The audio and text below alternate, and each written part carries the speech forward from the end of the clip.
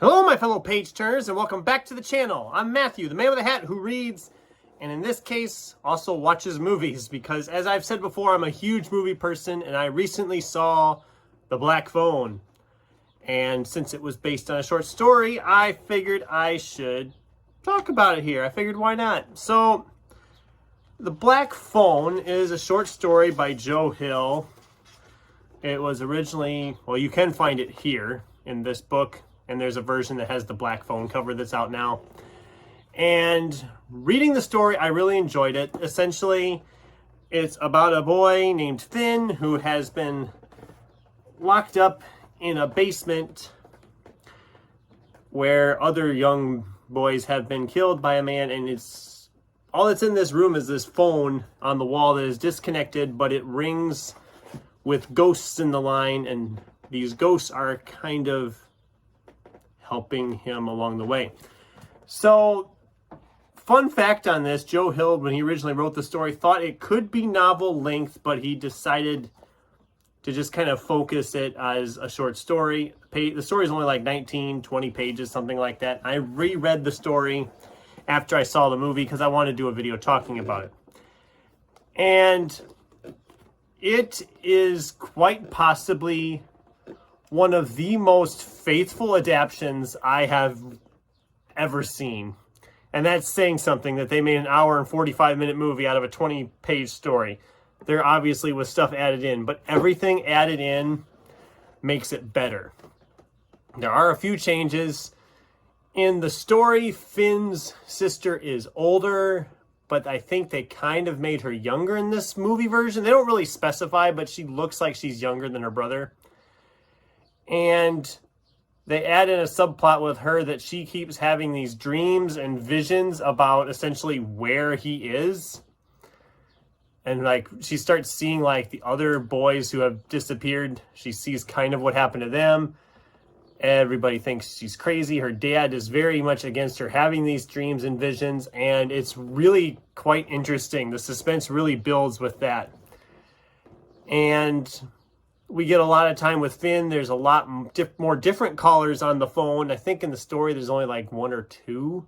We get a lot of different callers, and they are all offering him these different bits of advice on what he can do to escape. And they really just, and you don't see that, you just, I don't want to spoil anything, but everything kind of comes around towards the end. One of the best things about this movie is Ethan Hawke as the kidnapper, or as he's called in the movie, the grabber. I think that's what he's called. Yeah, he's called that in the story too, the grabber. And what's great about him is if you look at the poster here, he's wearing this mask that covers up his entire face except for his eyes. And the fact that he can act through all of that, I mean, when there's like literally no facial reactions except for his eyes, I mean, it's not like Michael Myers or Jason or anything where they're masks and they don't talk. He's like talking a lot. There's a lot of dialogue from him. And he has to pretty much emote everything with his eyes and his voice. And Ethan Hawke is one of those actors now. He's overlooked all the time. I'm like, guys, he's amazing. Give him some recognition, please, because he's fantastic and he's really good in this movie. All the kids that they have are all really good in this movie. The acting is top notch. The suspense is great. The sets are creepy. The movie itself is creepy. It's not like a terrifyingly scary horror movie. It's more of a suspenseful thriller, which is fine. I don't care, because the suspense works. And the jump scares, when they have them, they aren't like constant. And when they have a jump scare, it actually does make you jump. You actually do get a spook out of it. What else do I want to talk about in this movie? I feel like I'm repeating myself by saying how great it is, but it is really well done. It's very much an escapist type movie. But yeah, I really enjoyed this. I usually am not a diehard horror person, but this movie does work really well if you're not. I mean, like I said, it's more of a suspenseful thriller. And when I said how it's very faithful to the original story, there's like just chunks of dialogue and scenes from the story that are pretty much just copy pasted right into the movie. You feel like you're reading along. If you're reading along with it, you're gonna be like, oh, this happens in the story, this happens in the movie. And I mean, it's like verbatim. The dialogue is verbatim, and that's awesome with this story.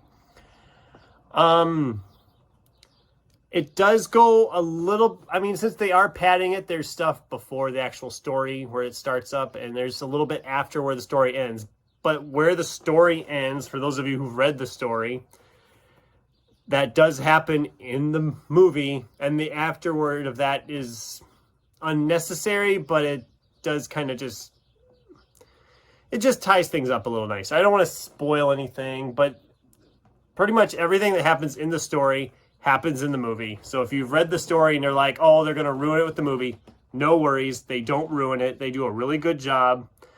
It is very much faithful to the original story, and I recommend it for anybody who's a big horror person or just a spooky story person. It's perfect for that. It is still playing in theaters. I think it's available now to stream at home, like through Vudu or Prime Video or whatever you use. I think it's available out there now for that. But I just wanted to make a video talking about that and the story a little bit. Like I said, the story you can find in 20th Century Ghosts, and the movie is in theaters and available to stream at home now. So, or maybe you guys already did it. Did you see The Black Phone? Did you read the original story? Have you read any Joe Hill at all? I'd love to have a discussion with you about it in the comments down below. Thanks for watching, and until next time, keep turning pages.